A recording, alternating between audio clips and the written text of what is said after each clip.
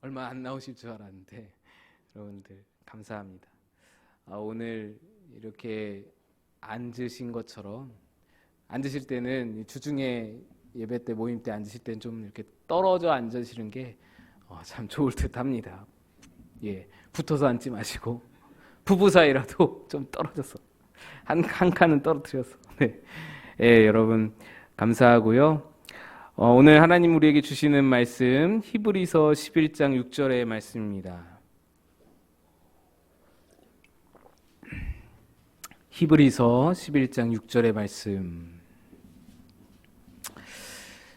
같이 읽겠습니다. 시작. 믿음이 없이는 하나님을 기쁘시게 하지 못하나니 하나님께 나아가는 자는 반드시 그가 계신 것과 또한 그가 자기를 찾는 자들에게 상 주시는 이심을 믿어야 할지니라. 아멘. 우리는 지난주에 하나님의 말씀을 좋은 마음, 좋은 밭, 이 씨 뿌리는 자의 그 비유를 통해서 말씀을 들었는데 좋은 마음으로 받아들이는 것이 바로 믿음이다. 그래서 좋은 마음으로 거절하지 않는 그 마음을 가지고 지킬 줄 알며 말씀을 지킬 줄 알며 또 인내로 그 열매를 과실을 맺어가는 그런 마음을 가져야겠다. 그것이 바로 믿음이다. 믿음만이 하나님의 말씀을 열매 맺을 수 있다라는 말씀을 함께 나눴었는데 그렇다면 하나님의 말씀을 받아들이는 것, 하나님 말씀을 내 마음 가운데 심겨서 열매 맺는 것이 믿음이라면 하나님의 말씀의 핵심, 복음, 예수 그리스도가 너의 구세주시다. 또 예수 그리스도의 피로 너의 죄가 씻겨졌다. 하나님의 은혜로 우리의 죄가 사해지고 구원이 임했다. 너는 하나님의 자녀다. 라는 하나님의 말씀들도 이 모든 진리들도 하나님의 말씀이므로 이 사실들, 이 진리들도 감사로 받아들이는 것, 내가 이것을 확실히 받아들이는 것이 바로 또한 믿음이라고 할 수 있습니다. 이 믿음에 대해서 히브리서 오늘 말씀 히브리서 11장 6절은 이렇게 정의를 합니다. 믿음이 없이는 하나님을 기쁘시게 할 수 없다. 믿음이 없으면 하나님의 기쁨이 될 수 없다라는 말입니다. 하나님이 기뻐하시지 않는다라는 것. 여기서 기뻐한다라는 것은 받아주신다, 영접하신다, 이 받아들이신다는 것을 의미합니다. 그러니까 하나님 나라에 갈 수 없다라는 것입니다. 하나님께 나아갈 수 없다라는 것입니다. 여러분, 그래서 믿음이 중요한데 오늘 말씀에서 두 가지 믿음을 말합니다. 두 가지가 확실히 있어야 된다. 너희가 두 가지를 확실히 믿어야 된다. 첫째는 무엇입니까? 하나님께 나아가는 자는 반드시 그가 계신 것과 계신 것을 믿어야 된다. 이 말씀이에요. 그리고 그가 자기를 찾는 자들에게 상 주시는 이심을 믿어야 된다. 두 가지 확실히 믿어라. 반드시 이것을 믿어야 된다라고 말합니다. 첫째는 하나님이 계시다는 것을 믿어야 됩니다. 이것은 우리 금요기도에 나오는 성도들 정도면은 너무나 기초적인 것이라서 크게 제가 다루지 않겠지만 여러분 세상에서 살다 보면 특별히 이제 젊은 친구들 중에 그런 이야기를 하는 친구들이 있습니다. 너 유신론자야? 너 하나님 믿어? 너 종교가 있어? 지금이 어느 시대인데 종교가 있어? 이런 식으로 삐딱한 시선으로 유신론을 받아들이는 사람들 대부분 무신론자거든요. 제 친구 중에서도 교회 친구인데 대학생까지 청년부까지도 교회 생활을 함께 했던 드럼을 치는 친구였는데 지금 무신론자가 되었습니다. 저와 대화를 이렇게 나눌 때 오히려 그 친구는 공부를 굉장히 많이 했기 때문에 책을 엄청 읽었기 때문에 저랑 오히려 말이 통해요. 근데 결론은 항상 반대로 나는 겁니다. 아무튼 그런 친구가 있는데 그 친구와 이야기할 때 제가 항상 내놓는 주장이 뭐냐면 그 친구는 잘 받아들이지 않지만 그 친구는 항상 저희에게 이렇게 말해요. 유신론은 비과학이다. 과학과 이성은 무신론이다. 무신론으로 향할 수밖에 없다. 그래서 우리를 이 유신론, 하나님의 살아계심을 인정하고 믿는 자들을 자꾸 비과학적이고 뭔가 이렇게 꽉 막히고 뭔가 비이성적이고 그런 사람들로 만든다는 것이죠. 자꾸 그쪽으로 이렇게 치부를 해버리는 겁니다.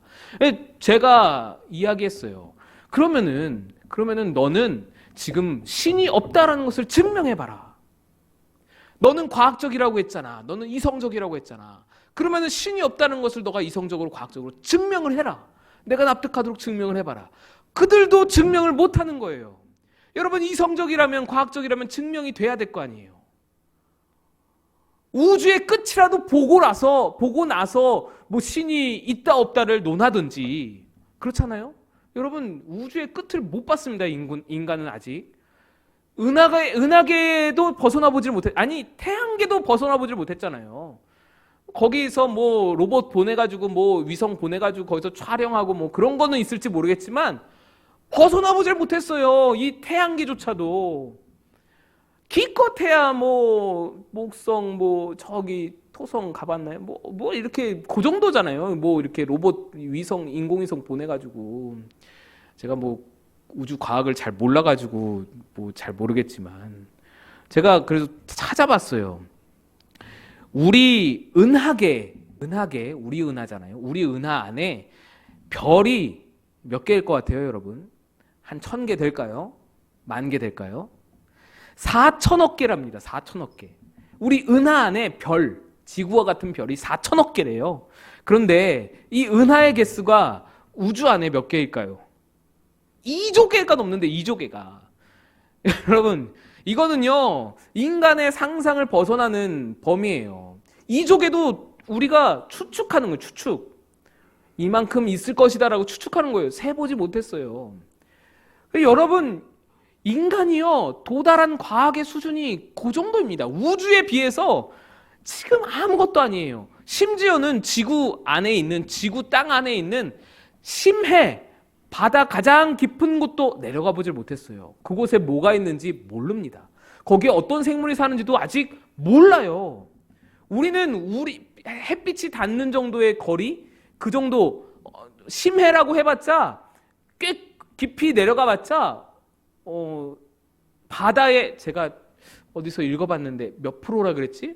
아무튼 몇 프로 못 미치는 거예요. 바다의 실제 깊이에 비해서는 우리가 도달할 수 있는 깊이가 우리의 한계입니다. 과학의 한계고 인간의 한계예요. 심해에 어떤 괴물이 살고 있을지 몰라요.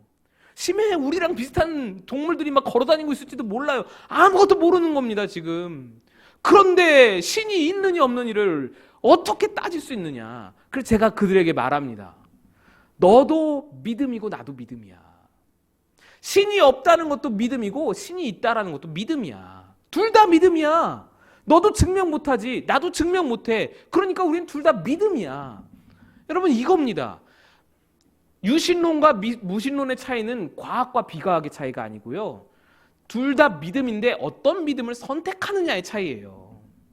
그들도 믿음이에요. 비과학이에요. 그것도 비이성입니다.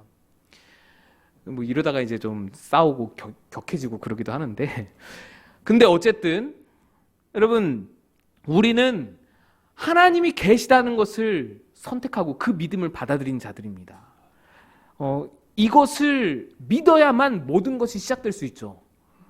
교회에 나와서, 이 난리통에 교회에 나와서 예배 드리는 것과 기도를 하는 것과 목사가 침 튀기면서 설교하는 것을 듣는 것과 이 모든 것이 하나님이 살아계시다는 것을 믿는 믿음이 있어야만 이것이 가능한 일인 것이죠. 그러니까 이 믿음이 없으면 모든 것이 출발을 할 수 없습니다. 그래서 반드시 하나님이 계시다는 것을 믿어야 된다라는 것이고요. 그 다음에 두 번째로 믿어야 할 것이 중요한데, 하나님이 자기를 찾는 이에게 상 주시는 이심을 믿어야 할지니라 말씀합니다.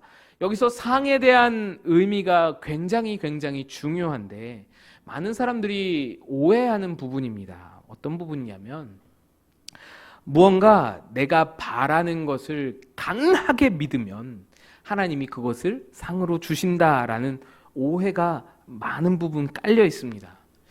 그런데 안타깝게도 여기서의 상은 그런 상이 아니고요. 어떤 뭐 보상, 어떤 뭐 특정한 사물 또는 어떤 물질, 이런 것이 상이 아니고요. 여기서 말하는 상은 하나님이 인간에게 주시기를 가장 원하는, 하나님이 생각할 때 인간에게 주시기를 원하는 가장 좋은 것, 가장 최고의 상, 그게 뭘까요? 구원입니다. 하나님이 하나님을 찾아 나오는 사람에게, 하나님을 배우기를 원해서 찾아 나오는 그 믿음으로 나가는 사람에게 구원이라는 상을 베푸시는 이 심을 믿어야 된다는 거예요. 그러니까 믿음의 결론에 구원이 있다는 것을 또한 믿어야 된다는 것입니다. 구원이 하나님의 손에 달려있고, 구원이 하나님에게서만 나올 수 있는 것, 하나님만이 우리에게 주실 수 있는 것이라는 것을 믿어야 한다는 거예요. 이 두 가지를 믿어야 된다는 겁니다. 여기에서 중요한 것이, 우리가 방금 전에 말씀드렸던 오해한 부분들이 무엇이냐면, 내가 열심히 믿고 세게 믿고 많이 믿고 격하게 믿고 내가 강하게 믿고 잘 믿으면 그런다고 구원받는 게 아니라는 것이죠. 구원은 믿으면 주시는 거예요.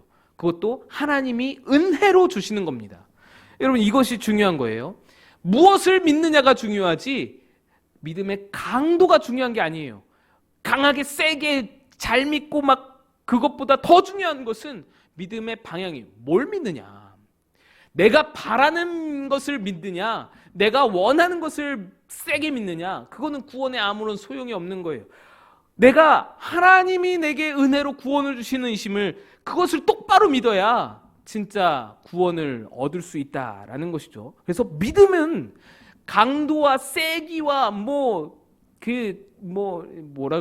이렇게 단단함과 열심과 이런 것보다 훨씬 더 중요한 것이 바르냐, 올바르냐, 이게 중요하다라는 것이에요.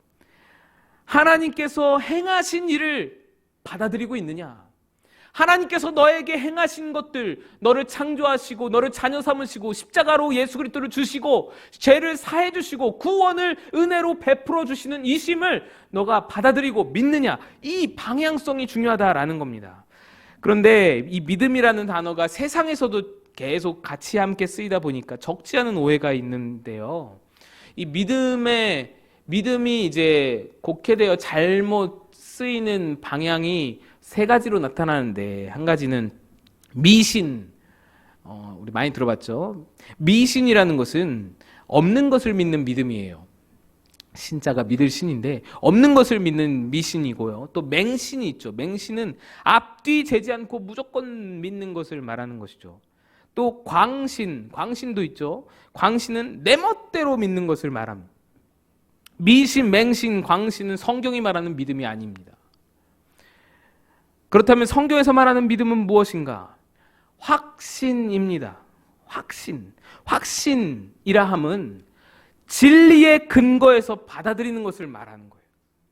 성경이라는 진리, 하나님 말씀이라는 진리, 하나님께서 우리에게 허락하신 것들에 한해서 이것을 확실히 받아들이느냐, 이것이 우리가 성경에서 말하는 우리의 믿음이다, 확신이다라는 거예요. 그래서요, 여러분, 그런 경우가 있죠. 저희 어머니가 이번에 맹장 수술을 하셨는데, 한 권사님이, 함께 봉사하시는 권사님이 그러셨대요.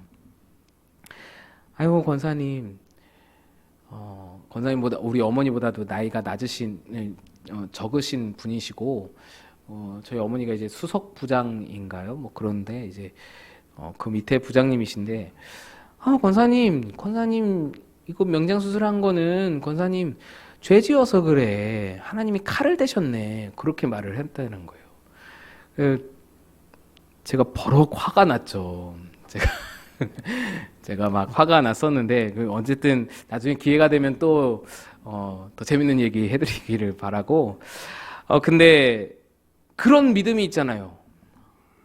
너 믿음이 부족해가지고 너 이렇게 된 거야. 너 믿음이 부족해가지고 너 지금 이 지경에 이른 거야. 너 믿음이 부족해서 지금 실패한 거야.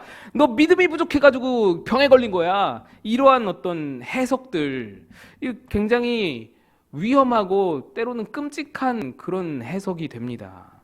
모르는 일이에요. 실제로 그럴 수 있죠. 하나님의 심판이 있을 수 있습니다. 그런데 나는 모르는 거예요. 그건 하나님께서만 아십니다. 때로는 하나님은 전혀 그런 의도가 없는데 하나님을 굉장히 저급한 신으로 만드는 경우가 있어요.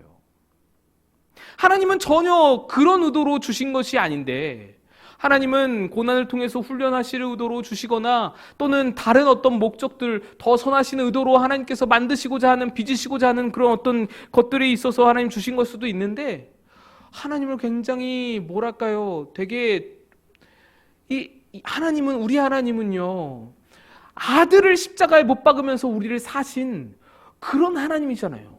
우리가 따라갈 수 없는 수준의 하나님이시란 말이죠. 우리가 그를 이해할 수가 없어요. 그 사랑을 우리가 어떻게 범접할 수 있습니까? 그 하나님의 사랑은 우리가 다 담을 수 없고 말할 수도 없고 생각할 수도 상상할 수도 없는 사랑의 하나님을 확 끌어당기는 거예요. 여러분, 그렇잖아요. 제가 예전에 세월호 사건이 났을 때 그때에 어떤 목사님이 그랬잖아요. 주일날 놀러 가다가 배가 그렇게 된 거다. 제가 정말 소름이 돋았어요. 그렇게 해석하면 안 되는 것이죠. 여러분, 교회 학교 반사 선생님들도 학생이 주일날 어디 간다 그러면은 그 학생 저주하고 사고 나라 이럽니까? 사람도 그 정도는 아니에요. 사람도, 악랄한 인간도, 죄 많은 인간도 그 영혼을 위해서 기도하고 중보하고 그가 이제 주일의 소중함을 깨닫기를 바라고 기다리지, 사람도 그럴 줄 아는데 어떻게 하나님이 뭐 주일에 놀러 간다고 배를 팍팍 빠뜨려서 애들을 죽이고 뭐 그런 하나님입니까? 여러분, 이거는 하나님을 굉장히 저급한, 저기 어디 뭐 그리스 신화에나 나오는 굉장히 막 자기 욕심에 가득한 그런 막 파괴의 신으로 묘사하는 거예요. 여러분, 이런 말은 굉장히 조심해야 합니다. 신중해야 하고요. 함부로 우리가 올릴 수 없는 말입니다. 하나님을 모독하는 결과가 나올 수 있어요. 사랑의 하나님을 굉장히 모독하는 경우가 될 수 있다라는 것입니다. 여러분, 우리가 강하게 믿으면 복을 주시고 덜 믿으면 안 주시고 라는 생각은 틀렸다라는 거예요. 우리가 얻고 싶은 것을 믿는 것 자체가 믿음의 방향이 틀린 겁니다. 우리의 믿음의 방향은 하나님께서 우리를 위해 하신 일들, 이것을 믿는 거예요. 여러분, 우리가 빙판을 건너가야 된다고 생각해 봅시다. 빙판. 다른 길이 없어요. 이 빙판을 건너가야만 돼요.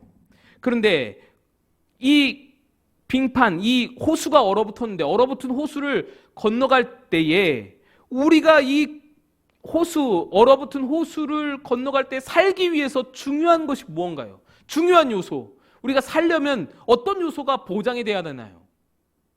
우리가 건너가는 속도가 보장이 돼야 되나요?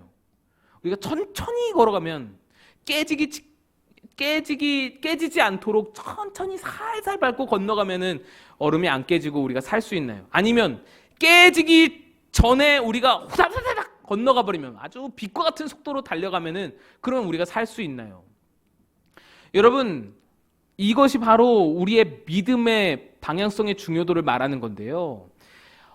빙판을, 그 얼어붙은 호수를 건너갈 때 중요한 것은 인간의 달려가는 속도, 뭐 천천히냐 빠르냐, 뭐 얼마나 열심히 달려가느냐, 얼마나 강하게 믿고 달려가느냐, 이게 중요한 게 아니라는 거예요. 우리를 살리는 건 뭡니까? 빙판의 두께입니다. 빙판이 얼마나 두꺼운가.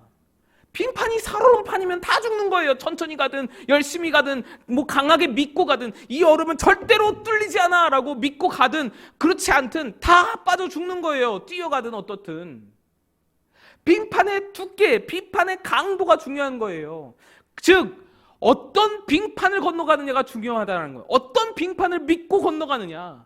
하나님을 향하여서 바른 믿음, 방향성이 중요하다는 겁니다. 우리 믿음의 방향성.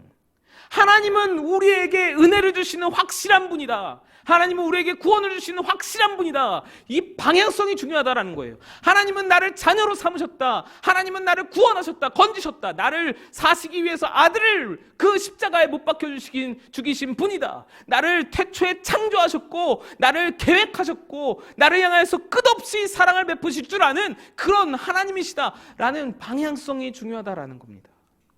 우리의 믿음이 내가 열심히 믿고 강하게 믿는 것보다 더 중요한 것이 구원이 보장된 분을 믿느냐, 엉뚱한 살얼음판을 믿느냐라는 것이죠. 머리가 아프면 두통약을 먹어야죠. 근데 머리 아픈 사람이 두 사람인데 한 사람은 두통약을 먹어요. 두통약을 먹으면서 이 두통약이 날 고칠까? 막 의심을 하면서 먹어요. 이거 진짜 약이 잘 들까? 이상한 거 아니야? 의심하면서 두통약을 먹어요. 근데 한 사람은 나는 이 약이 나의 두통을 고치리라 확실히 믿어. 이 약은 분명히 반드시 나를 고쳐주실 거야. 이 약으로 말미암아 나는 병이 나음을 얻을 거야. 확실히 믿어요. 확실히 믿는데 소화제를 먹어요. 여러분, 어떤 믿음이 바른 믿음입니까? 조금 약하더라도 두통약을 먹는 게 바른 믿음이라는 거예요. 엉뚱한 거 먹으면서 확실하게 믿어봐야 그 소용이 없다라는 것이죠. 물론 그래서 나음을 얻을 경우도 있어요. 플라시보 효과라고 하나요? 뭐 그런 효과가 있을 수 있죠. 뭔가 막 심리적으로 막 나았다라고 생각이 될 수도 있죠. 근데 여러분, 진짜 믿음은, 바른 믿음은 바른 방향성을 가지고 나아가야 한다라는 것이죠. 우리는 강하게 믿으면 이루어진다라는 생각을 하면서 이게 극단으로 치달으면 때로는 하나님을 막 조종하려고까지 나아갑니다.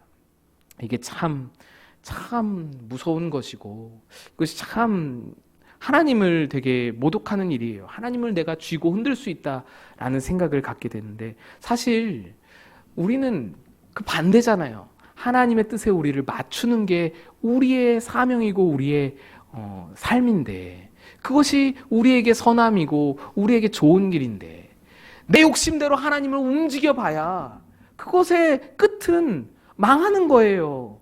여러분, 내가 앞을 잘 보나요? 하나님이 내 앞을 더 잘 보시나요?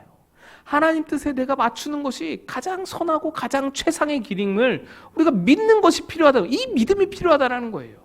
근데 그 믿음이 없이 내가 이것을 믿고 간과하니 하나님은 뜻을 돌이키셔서 나에게 이것을 주시옵소서. 그러면 여러분, 이건 말하자면 뭐냐면 하나님 틀렸고 내가 맞다라는 거예요. 교만입니다.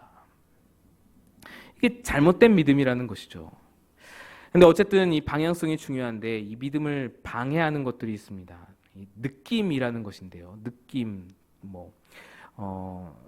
왠지 혼자인 것 같은 느낌, 하나님 날 안 도와주실 것 같은 느낌, 날 안 사랑하는 것 같은 느낌, 이런 느낌들, 감각들이 넘어지는 경우가 많아요. 이거는 순서가 잘못돼서 그렇습니다. 느낌을 믿음보다 먼저 놓기 때문에 그래요.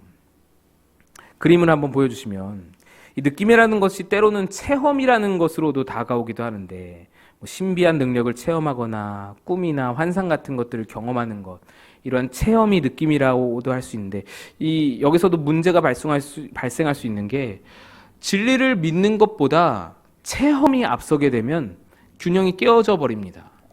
여기서 보실 때에 기관차는 앞에서 끌고 가는 것이죠. 이 끌고 가는 것이 뭐냐면은 사실이라고 되어 있는데, 사실은 말씀을 말합니다. 진리, 말씀.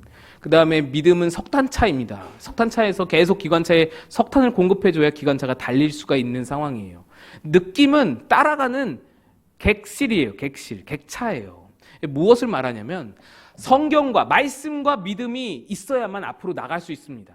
말씀이 방향을 잡고 믿음이 계속해서 동력을 공급해야 신앙생활이 앞으로 나아갈 수 있다는 거예요. 그래서 말씀, 이 사실의 근거에서 믿음이 막 역동적으로 활발하게 이렇게 움직일 때에 우리의 신앙이 앞으로 나아간다는 겁니다. 그러면 그렇게 올바르게 나아가면, 방향성을 가지고 나아가면 어떤 일이 생기냐? 객차가 따라오는 거예요. 느낌, 체험이 따라오는 거예요. 그래서 체험을 경험하여서 신앙에 입문하였더라도 체험은 추구할 대상이 아닙니다. 간혹 그런 경우가 있죠. 체험으로 신앙을 경험한 지체들 중에서 이 체험에 매여서 체험을 또 체험하기 위해서 그때의 참 느낌이 감격스러우니까 이 체험을 또 체험하기 위해서 그 장소, 그곳에 또 가서 어떻게 그때 그 느낌을 좀 받아보고자 이렇게 거기에 함정에 빠지는 그런 성도들이 있는데, 아니요, 그게 아니라 체험을 구할 게 아니라 거기서 이제 나와서 말씀과 믿음으로 하나님이 우리에게 보여주시는 삶으로 나아가야 합니다. 믿음으로 살아가야 하는 거예요. 그러면은 그 삶 가운데서 또 다른 체험이 따라붙는 거예요. 이게 원리입니다. 신앙의 원리예요. 제가 체험을 부정하는 게 아닙니다. 여러분, 느낌과 체험을 부정하는 게 아니에요. 올바른 방향으로 믿음을 가지고 확 나아갈 때에 체험은 졸졸졸 따라오는 거예요. 따라 붙는 거예요. 그때그때에 맞는 체험을 하나님께서 선물로 주시는 거예요. 이것이 올바른 관계, 올바른 순서인 것입니다. 그래서 말씀이 먼저 되고 믿음으로 말씀의 동력을 붙고 그 다음에 체험이 따라오는 그런 바른 신앙이 순서가 잘 정립되어야 되는, 체험이 앞세워지면 어떡합니까? 체험이 느낌이 앞세워지면 믿음이 무너져요. 필요가 없어요. 말씀이 필요가 없어요. 방향도 잃고 앞으로 나아가지도 않고 내리막길에서는 그냥 줄줄줄 그냥 세상의 풍조 따라 내려가 버리고 오르막길에서도 그냥 줄줄줄 떨어져 버리는 거예요. 이게 바로 순서가 뒤엉켰을 때 일어나는 일이라는 겁니다. 우리가 실수하는 부분이 이 체험과 느낌을 믿음과 말씀보다 앞세우는 것이죠. 체험은 추구할 대상이 못 된다라는 것을 기억하시기 바랍니다. 하나님이 주시고자 하는 것이 이 말씀 안에 다 있는 줄로 믿고 말씀을 가지고 믿음으로 나아갈 때 하나님이 선물로 체험들을 계속해서 주신다. 이 체험은 추구할 것이 아니고 말씀을 추구해야 된다. 믿음으로 살아야 된다라는 것을 여러분 기억해 주시기 바랍니다. 우리 함께 찬양하겠습니다. 우리 너근 신 걱정 말아라 382장 1절 4절